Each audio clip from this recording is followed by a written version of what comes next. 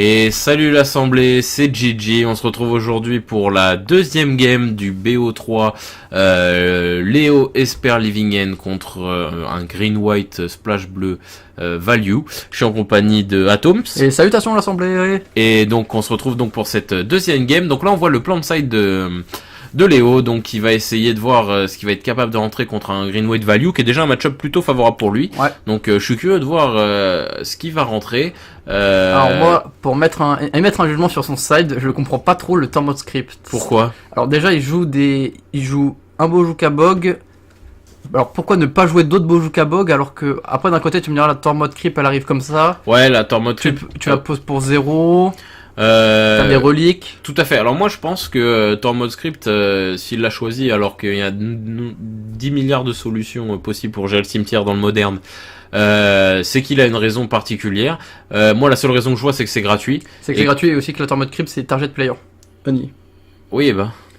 Ou la relique. Oui, la relique c'est tous les créés. Alors autant prendre un deuxième Bojuka Bog, mais à moins que en fait le deuxième Bojuka Bog pourrait prendre la place du coup d'un autre terrain et je comprends aussi. Et qu'il soit tap, ça peut gêner alors qu'une Tormod Script, c'est rien quoi, c'est gratuit, ça se pose et ça se fait. Je vois qu'il décide les Search for Ascanta pour un Wipe Away et des Sorcerer Spyglass. Ouais, alors ça je sais pas ce que ça fait. Alors ça va pas garder la main de l'adversaire, tu peux nommer une carte. Et la carte, elle peut pas activer ses capacités, à moins que c'est des capacités de mana. Ah oui, c'est la carte d'Ixalan. Tout à fait. Ok, ça marche. Donc 2 Livingen en main. Ok, donc c'est une main plutôt moyenne là qu'on a là. Moi je la garderai pas. Ancestral Recall, ouais ça c'est une main très très ballsy. Il y a rien, il y a juste tu peux poser ton Thrall rapidement pour qu'il vienne. Ouais, tour 5 il arrive quand même le tour. Ouais, mais bon. Non, il arrive tour 4. Non, tour 5, t'as raison. Il décide de mulliganer, qui est encore pire. Wow. Et c'est une keepette à 5, mais avec qui est vraiment pas folle. Il a quand même 2 Field of Runes main day dans la main, in Livingen, aucun cycling, c'est compliqué. Ok, il a gardé le Curator. Il a gardé le Curator tout à fait pour pouvoir creuser un peu son deck. Ouais, après il a son pass quand même qui aide. 2 Field of Runes c'est Noble faible. Hierarch, ok. Faut savoir aussi que là il va devoir garder son mana up tout de suite, donc payer 2 PEV s'il veut pouvoir rendre son PTE un minimum utile. Je pense qu'il va devoir le faire malheureusement. Ouais, exactement. Pour pouvoir il décide d'ailleurs de... Ah non, ouais, moi je pense qu'il faut attendre la fin du tour. Attendre voir ce qui se passe. Start combat. Il va attaquer avec le Noble Hierarch? Non. Ok, donc fin de tour là tu peux faire le petit cycling. Ta petit cycling.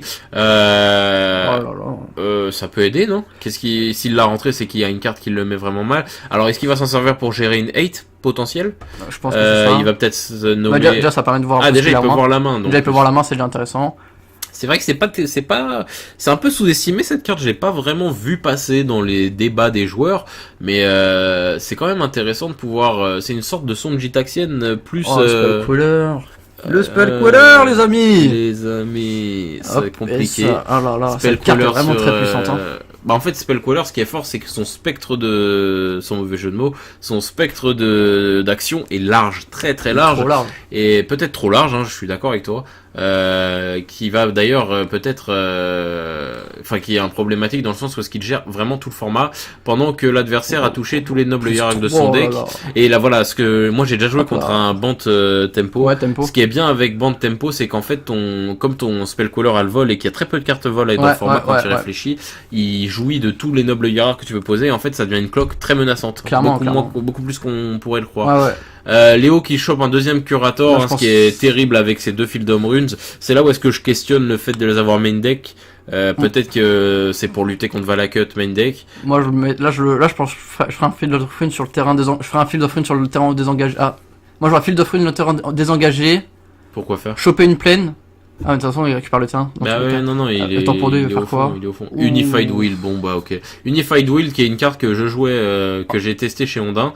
Qui marche pas du tout chez Ondin pour le coup, mais qui marche bien du coup dans Green White Value, qui sort beaucoup de petits body. Là clairement il se fait défoncer. Donc tu m'as demandé pourquoi j'aurais fait un Field of Runes, même si au final ça lui donnait un terrain, toi ça t'aurait aussi donné un mana coloré, parce que là tu te retrouves avec une plaine où en fait t'as qu'un seul mana coloré et 2 incolores. Ouais, c'est vrai, ouais. Ça t'aurait donné un truc en plus. Ouais, c'est pas faux que là il en aurait besoin.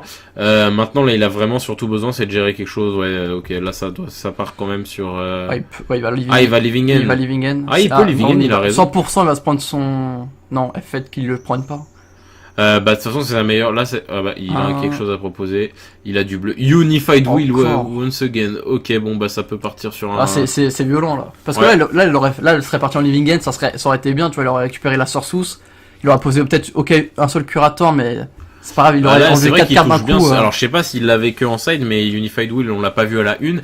Mais c'est vrai qu'il touche bien son side l'adversaire quand même. Ouais, parce clairement, que clairement. Deux Unified Will, bon, quand tu couples ça à un mulligan à 5, bon tu t'en remets difficilement quoi. Je pense aussi il a dû garder volontairement une main un peu contrôle, sachant qu'il jouait contre un deck combo. Tout à fait.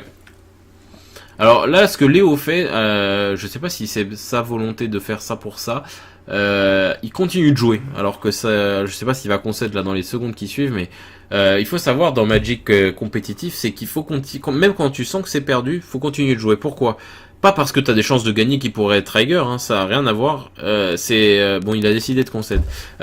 C'est que en fait, quand tu laisses tourner la game, t'as des chances que ton adversaire overkill. Et s'il overkill, ça veut dire qu'il va montrer des choses que tu n'avais pas encore vues dans son deck. Ouais. Et c'est de l'information pour la dernière game, par exemple. Là, par exemple, s'il jouait, je dis n'importe quoi, Guest de Saint-Traft, Ouais. et Léo n'aurait eu aucun moyen de le savoir s'il avait les Rage Quit son dernier tour qui s'avait perdu. Ouais. Mais s'il continue de jouer, ça peut faire penser à ton adversaire. Putain, il continue de jouer, ça veut dire qu'il a quelque chose à me proposer. Faut que je joue un truc pour vraiment Ouais. punish quoi. En fait, Mais en fait, non, tu bluffes sur ton. Tu dernier bluffes tour. sur le fait que t'es rien et tu draines de l'info pour ta dernière game. Donc Ouais, vraiment les amis, si je peux vous donner un conseil pour ceux qui jouent un minimum, qui essayent un peu de faire de moderne, un peu sérieux ou d'autres formats, c'est de vraiment jouer le maximum de tours possible.